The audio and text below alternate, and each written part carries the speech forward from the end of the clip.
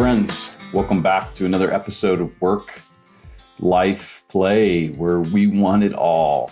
The joy, the integration, the wholeness, the light and easy, the work that is meaningful to us, connection to the people that we love, and courage to keep going. My guest today is Zachary, and he plays this really cool, audacious role on the planet in the fight against cancer. Personally, this topic has become super meaningful to me these last couple of years. I've been spending time in my client work supporting a major pharmaceutical organization as they look at reimagining, re-engineering their approach to actually curing cancer. How do we eradicate cancer from the planet? And extending the lives of patients, improving the quality of life for patients. And for me today, I'm going to dedicate this episode to two of my friends that are battling with this gnarly disease that I'm sure many of you know and have family and friends that are battling this disease as well. So I dedicate this to Peb and to Bill, my friends. As you listen today to Matthew's journey, he himself a brain cancer survivor 25 years ago. He founded an organization called Stupid Cancer, which I find is funny and helpful. Newsweek calls him a cancer rebel. Deepak Chopra says he's a peace healer. Now he has his podcast of his own. It's called Out of Patience, and sorting through the BS in healthcare through just raw conversations about patient advocacy.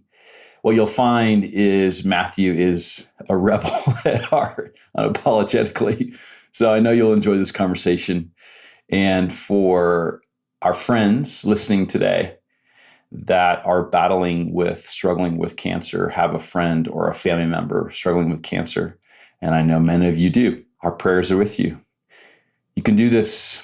It's good for us. Let's keep going. Zachary, so you're giving the swollen middle finger to cancer. Tell us about this. You know, my dad would always say that they broke the mold when I was born. And my wife would say the world needs no more than just one of me. So I've been leaning in and owning that my entire life. One's enough for you. Yeah, huh? One is plenty enough for that. I don't know. I was raised in Brooklyn. I was raised by teachers. I was well educated in the New York City public school system. So plug for public schools right there. I went to a state university. So plug for a state university education. And I was very privileged, and I lived a wonderful life growing up. And I always had this just inherent disdain for authority. Didn't work well in class when you were in third grade, but it came in handy, at least, when they say life interrupted. I knew what I wanted. I was very good at what I had hoped to accomplish. My mom threw a piano at me when I was young. I took to it right away. And that kind of became, I think they say insecurities would drive success for all the wrong reasons. My own insecurities drove my desire for attention and to prove myself. And the piano was my conduit to adolescence and young adulthood. And that was kind of where man plans and God laughs. And I went to college and I was going to go to grad school and be a film composer and the next John Williams and all that. And then bam, brain cancer out of nowhere, 6 months to live, everything changed. And you get a little grounded. It kind of matures you a little bit when you're supposed to be 21 and doing all the stupid things. And I think, everyone has a life moment, hopefully, that gives them perspective on the universe and all the Douglas Adams questions we can't have possibly any answers to. But I just never felt like I was going to succumb to the complacencies of, you poor thing, or my grandma died from cancer, my dog died from cancer. None of these knee-jerk platitudes resonated with me, and it just kept me very angry that I wasn't treated well. And I don't mean treated well like, this was the 90s. Nothing was really treated well in cancer or healthcare. There was the barren zone of nothingness. So I kind of carried that forward. And I think having just my inherent penchant for disdain or a cockeyed pessimism or a cockeyed optimism put me in a position to maintain this general, I'm not happy with the status quo. Things need to be different. And I am going to be my own advocate. I'm curious about I wrote down teachers and pianos. So for you, like in the beginning, this inconvenient part about you sounds like an undergirded then superpower strength that as you're a 25-year brain cancer survivor, how did you you said age 22, 21? What was your diagnosis age? At 21. Not that there's a good time for that to happen, but still. Yeah, right. But like at that age, then did you begin to recognize some of that orneriness in you was actually serving you well? My attitude, people ask, well, what was it like to be diagnosed with cancer at 21? Like, I only know what it's like to be diagnosed with cancer at 21. I had no idea. I just remember really thinking that how dare this get in my way? Okay. It might confound people to think that was what literally went through my brain besides the tumor, that how dare this get in my way? I have a life to live. Get out of here. That was kind of the way that I really approached it. And I'm kind of glad they didn't give me the stats.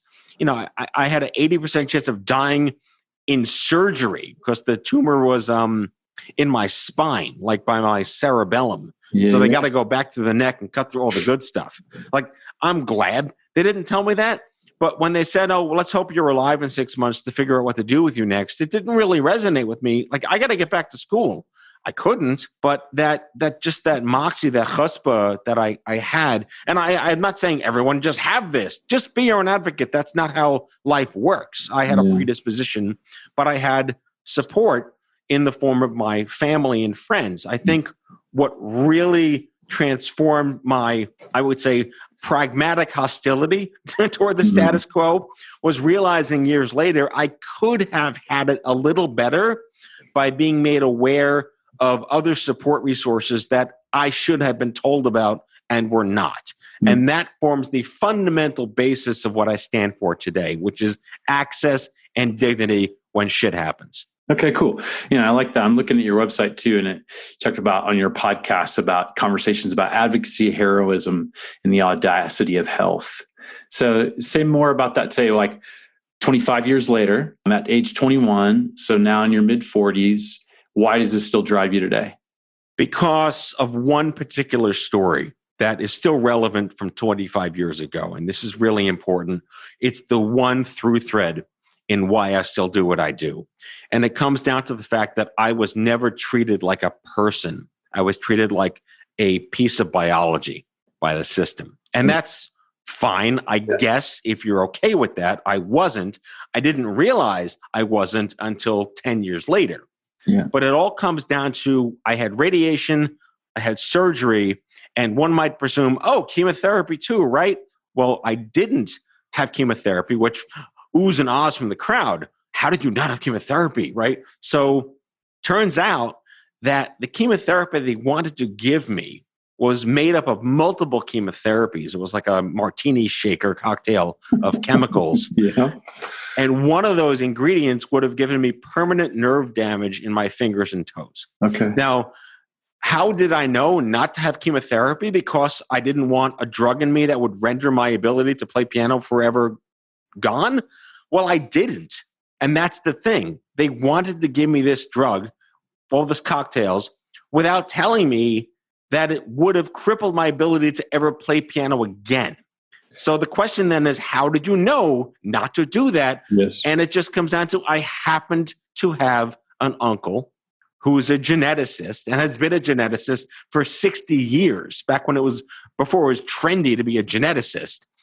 And he knew enough to ask the doctors in New York, I want to see what you're going to give my godson. And back then, getting data that wasn't your family was like pulling teeth. He got the data, he read the reports, he looked at the protocols, and he said to me, you don't want chemotherapy if this is the best that they can give you. And I said, why? And he said, well, it's going to cripple your ability to ever play piano again. And whether you live or die, the only thing that matters to you right now is your ability to regroup, recoup, and rehabilitate your ability to play. I said, all right, no chemo, fine. So it turns out I could have never had a life after cancer as a pianist if I had the chance to rehabilitate. went back to the doctors, and this is why it matters the most right now. Went back to the doctors and said, I do not want chemotherapy because I don't care if this cures me for the rest of my life. It wouldn't, but I don't care if it had. I'd rather die in 6 months with the chance to rehabilitate my fingers and play again than die in 70 years and never have music in my life. Mm-hmm. And they looked at me. Actually, they looked at my parents because they're pediatric doctors, but they looked at us and they said, but we're trying to save your life. And that was it. Yeah. That moment is enshrined in history as dignity and individuality and humanity when shit happens. They didn't care about me then, and they don't care about a lot of people today, and that's what I fight for. That's so good. So personally, I've been spending the last couple of years of my life professionally working in industry of pharmaceuticals and some of the clients that I serve.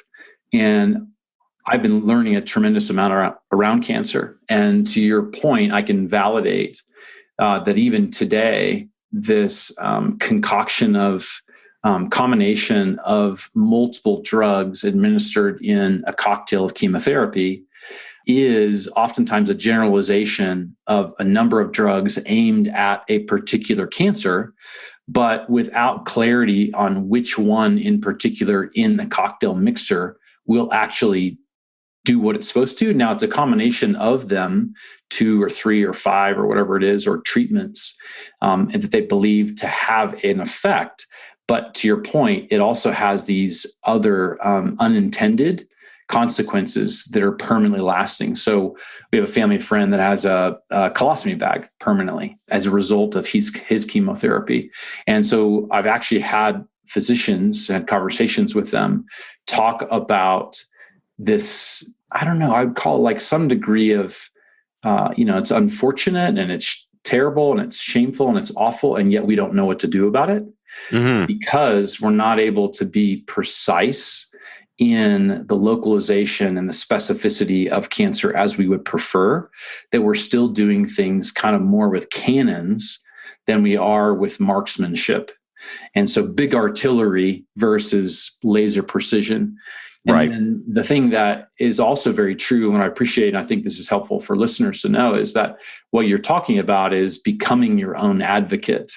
And I think what happens in the world of, and I have a lot of personal experience in this as well, in the world of medicine, we walk in the door, perceive that the expert is the doctor and the nurse on the other side of the table or the bed, and we defer all of our judgment to their best recommendations without actually going through and doing the due diligence to find out what are the implications, what are the alternatives, what does it mean, this lasting. So thank God you had an uncle who was willing to step in and advocate for you, especially even 25 years ago. That's really, I would guess, even more abnormal given the time of life that was for you.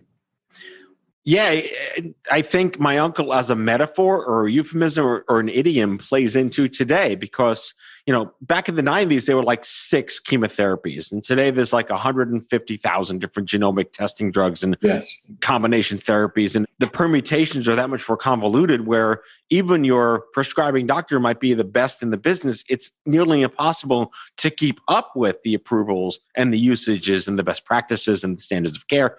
And without getting all geeky, the fundamental choice that I'll say a health consumer, I don't like to use the word patient. I think patient kind of like marginalizes the human. If you're just a health consumer in a store you didn't want to shop in where there's only a supply chain and no demand, who's going to help you be that greeter? There's a great metaphor for you. Who's the greeter? And, if you're lucky enough to be in a major metropolitan area with a comprehensive cancer center that's highly funded by individual donors and the government, they'll have the concierge navigators and clinical care coordinators and fertility navigators and insurance copay navigators. But most people, you probably know this, are treated in the middle of nowhere. 80% of cancer treatment at any age is in community centers, which are state-based and underfunded and don't have access to the latest and greatest. And it's not their fault that you don't have a greeter.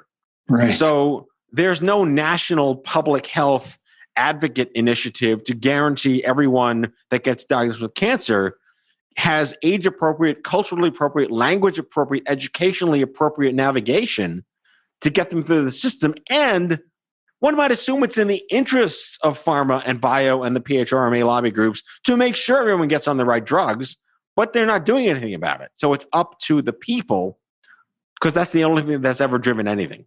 I have two friends I can think of top of mind right now that have recent cancer diagnoses in their families. So what's your advice? What do we do different? I think it's N of one. It's really N of one. They have this jargon term now called social determinants of health, SDOH. Have you heard of that? What does that mean? Yeah, exactly. It means that shit happens, and then more shit happens, and then more shit happens, and then shit happens. Okay. It's the end result of things happening to you that you had control over and didn't have control over. If you're born black, you're born Jewish, you're born in Minneapolis, you're born in Denver, you were raised rich, you were raised poor, you went to public school, all the determinants that make you who you are, prenatally, genetically, socially, economically, contribute to whether you live or die based on something bad happening to you. That's all that means. So it's not possible for there to be a one-size-fits-all when 20% of the bell curve are natural, moxie-driven advocates like me, and 80% don't necessarily have that and need to be coached into becoming angry and realizing what they needed for themselves. Or they may not have an uncle, they may have family, they may be a single mom, they may be poor, they may be unemployed. It's nearly impossible to just say writ large, outside of don't go to Dr. Google, which number one, top of the list, I should lead with that, don't go to Dr. Google, is to have as much of a realistic conversation with the people you can get in touch with, like your doctor, like a nurse. And ideally, we're living in more of a content demand-driven health economy now. There are resources that exist today that didn't exist even 10 years ago that have gone well far and beyond the limitations of what the nonprofits who occupy those cancer spaces can do. And I'm looking at groups like Talkspace. I have no financial interest in any of these companies, but I look at Talkspace, I look at themighty.com, I look at when Facebook does something right every now and then, there are a couple of really strong life hack driven patient groups in that people get great information from. It's really hard to know exactly where to laser focus yourself when you're looking at a Jackson Pollock, Charlie Brown teacher experience when someone says you have cancer. Okay. All right. I'm going to dissect some of what you just riffed on there and see if I can pick my way through it with you. Now, good luck. Yeah. So first starting with, you said, don't go to Dr. Google, correct? I think that the internet used to be useful. Yeah. And I think it's absolutely, completely disuseful today in health. So would you agree that, especially if you're facing a cancer diagnosis, that Google actually serves, although there's a wide array of information, some of it fact-based and actually science-based, some of it just personal experience, that early on, especially, it can just serve the role of scaring the shit out of you more than actually being helpful? I think it serves the opposite of what democratization can truly mean to help people. Okay, so say more. Democratized content is your ability to get anything that you want at any time with no filters. There's no good housekeeping seal of approval on what Google serves up. It's their algorithm. They're a private company. They do what they want. It's in their interest to give you what you wanted. Yeah. And they're just a confirmation bias engine on a good day. Yeah. So how do you get credible information that you can trust? And what we're seeing now in the data in a lot of peer-to-peer research in the Beltway is that people are getting more information that's credible and valuable to them in a non-clinical way from their peers than ever before. So peer hunting is actually a thing that happens now. There are now services that you pay for to help you find a peer, or you can ideally fall upon Talkspace, the Mighty, some of the Facebook groups, and some other nonprofits that happen to be out there. But I'm going to go back to one thing that was stated by an incredible advocate woman, Ellen Stovall, the late Ellen Stovall, who founded the National Coalition for Cancer Survivorship. And it's very simple, that your quality of life is tantamount to your quality of care. And it's not in the interests of the health system to govern your quality of life. They're there to help make sure that you get your drugs, you're compliant, and you get out of there as soon as possible. Okay. But your quality of life is really what that one metric is when you enter that store. So what I mean by democratization doesn't help is you really do need a tribe. You need a colony. You need someone who has vetted with vested interest what's in the best interest for you and no one else. Finding that is what's that stick, like a wayfinder that you got to look for water, right? Whatever that thing is. Yeah. You need a version of that. And I hate to sound so negative. There are so many more benefits today with what the internet has done for peer-to-peer. It's just impossible to find what you need when you need it. Interesting. Okay. So back to using, I don't remember what it's an Australian, New Zealand term actually for that little water finder device, the wayfinder. But what you're saying is a tribe is more important as a community that you belong to. So finding that is imperative. And this peer hunting and these examples like you gave, Talkspace and the Mighty, you said, those actually can then help you. And then you're receiving then curated information in and through that filtered group who are advocates on your behalf, sharing a journey with you. Is that correct? Yeah, I say tribalism in the sense of when it's done the right way. Yeah. And I mean, when I started Stupid Cancer, which is the nonprofit I founded in 2006 to be the voice of Gen X in cancer, it was the first of its kind to be very age specific and very, pop culture-y and non-dogmatic. And we didn't care where in your body the cancer was. And we were very much along the lines of what you have in common, not what's in your body. And that created the first concept of a tribe. I mean, breast cancer was really where all this got started in the late 90s, where women were rallying for better. It was like the act up of its day for breast cancer. It proved that type of tribalism can really inure better policies, practices, medicines, treatments, whatever.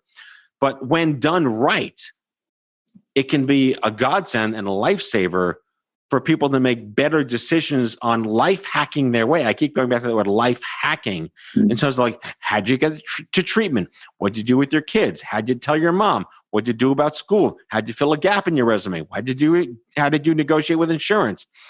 People have that life experience that you need that you can't find on the internet. You can't find in a Google search. And, as much as I really believe in WebMD's value, they're not speaking person. They're speaking clinical academic. That's their job, but not everyone speaks that language. Yeah, that's so good, which is so much more helpful, right? Of what do I do with my kids and a gap in my resume? That's really that's rubber meets the road, life on life stuff. So super helpful. I have another question for you just to take a different direction. As I'm reading through your bio, what I'm perplexed by is on the one hand, you have Newsweek saying you're a cancer rebel, and then you have Deepak Chopra calling you a peace healer. How are those both true? I would like to say that I'm happily bipolar and it's the gift that keeps on giving. That may or may not be true. It's true. But when I'm able to really hone in on art and creativity, I still play piano. I still give keynote speeches and piano concerts. And I mean, not today in the COVID world. But yes, I think that from just a creative contributor to society as a composer and a performer, I feel like I really try to give people a sense of purpose on their earth. No one can really square the circle of why do bad things happen to good people. But at the end of the day, what we have in common are like three universal languages. It's music, math, and love.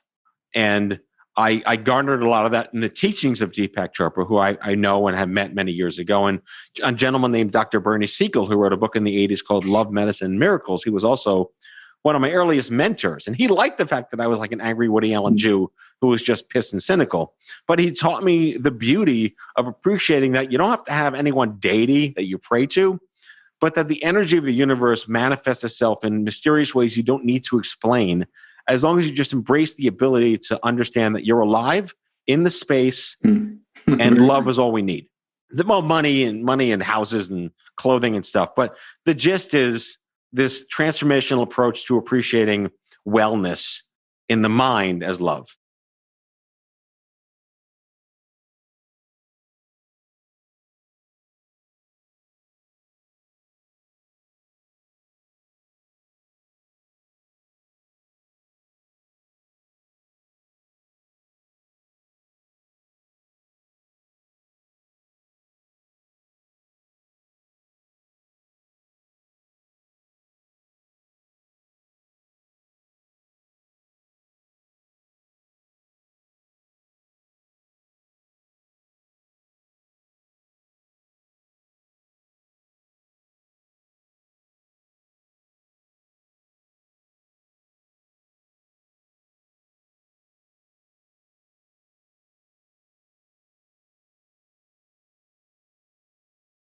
as you launched Stupid Cancer, and then now you're leaving that and you're starting a media company, Offscript Media.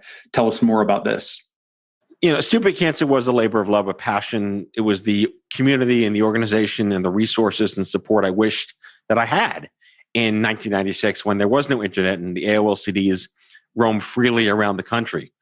So it got to a point where I realized that I had built a glass ceiling for myself and I was self-limiting in where I felt I could make a bigger dent in the universe. And, I wrote a big exit on LinkedIn and really have tremendous gratitude to the people that helped make me and the rising tide of collaborators and advocates that we built something amazing. But my dad always comes up with wonderful things every now and then. And he said, moving on is hard, but knowing when is harder.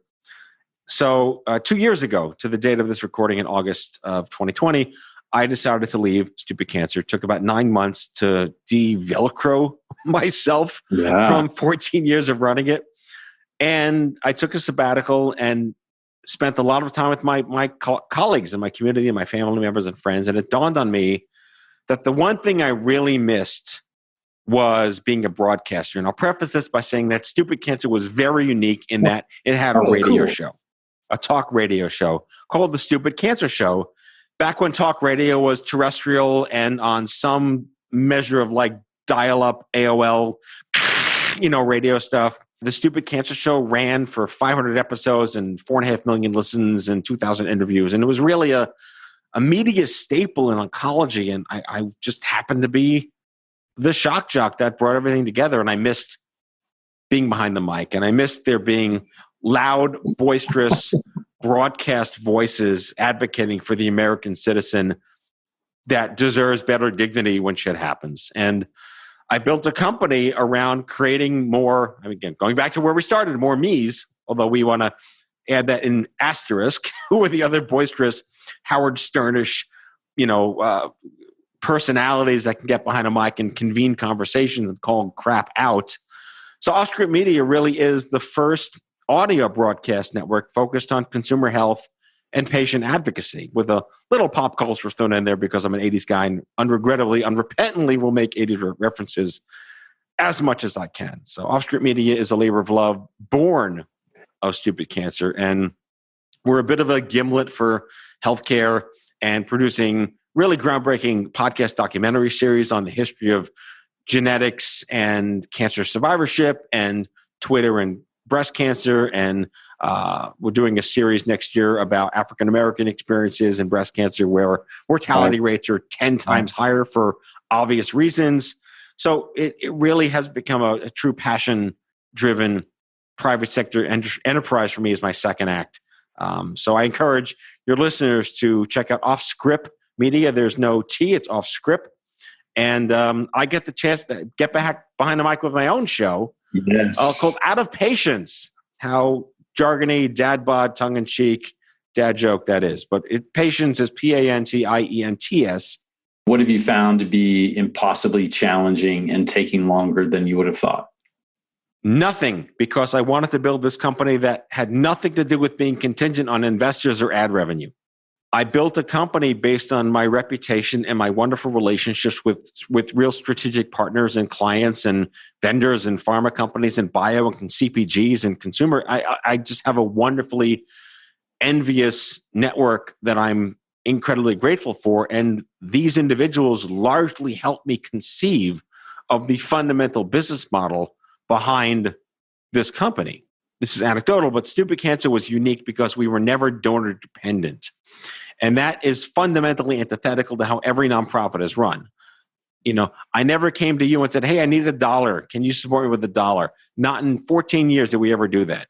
So we were funded by corporate partnerships. It caused marketing. We had e-commerce, had large conferences, did PR, marketing, lead gen, surveys, studies, analyses, interviews, focus groups. We did road trips, all these gimmicky things that kept us sustained through corporate dollars without contaminating our mission, kept that alive. So I wanted to carry that through and not fall into the gimlet gap. And I listened to their startup podcast from day one. I don't want to be stuck in a rut and owe my company sold to some investor, as much as I might know that investor and care about their investor. So we're based on consulting and strategy and delivering sponsored content and meeting white spaces with storytelling that would not otherwise exist if they went to some big box agencies. You're a domain expert within the domain that they serve, and you're doing it in partnership. Because I think ultimately, I think they're the companies, the pharma companies, the inventors, everybody's actually at the heart of it are truly agreeing that let's get rid of this thing and let's care for people well. And let's not turn patients into objects. And people are waking up to that. So that's encouraging to hear that those corporate sponsors and nonprofit sponsors and foundations and others are readily excited to have another voice, a ruckus-making voice in the space, help patients. And you had a better word. What was the word that you liked for patients instead? I just say health consumers or consumer health. Yeah, people dealing with shit that went sideways. So I think it's beautiful. Yeah, I think it's super great. What was really interesting to me in reading through the bio was this, this is no nonsense. What I gathered was that you actually cared more about the mission than you cared about building a platform for yourself. And that was some of what I was curious about investigating is that actually true? And what I hear from you is it sounds positively and wholeheartedly true, is that at the end of the day, you're attempting to do for others what wasn't done for you, but directly, but you had enough people in your community that actually aided you along the way. And you see the pitfalls and risks if people go it alone. And at the end of the day, the providers are actually, they do want the same thing. They just are hamstrung in so many ways for, the institutions that they've been part of for decades operate a certain way. And it does take ruckus makers and these stories of heroism and advocacy to help enlighten them for what becomes possible.